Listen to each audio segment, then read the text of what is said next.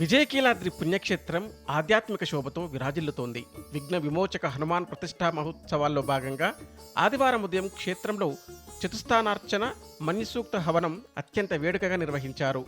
శ్రీ శ్రీ శ్రీ త్రిదండి చినజీయర్ స్వామి వారి దివ్య పర్యవేక్షణలో వేద పండితులు శాస్త్రోక్తంగా ఈ ప్రత్యేక పూజా కార్యక్రమాలను పూర్తి చేశారు. ఈ పవిత్ర క్రతువులో మైహోం సంస్థ చైర్మన్ జూపల్లి రామేశ్వరరావు దంపతులు పాల్గొన్నారు. ఋత్విక్కుల వేదమంత్రాలు, భక్తజనుల హనుమనామస్మరణతో విజయకీలాద్రి ప్రాంతమంతా ఆధ్యాత్మిక శోభను సంతరించుకుంది.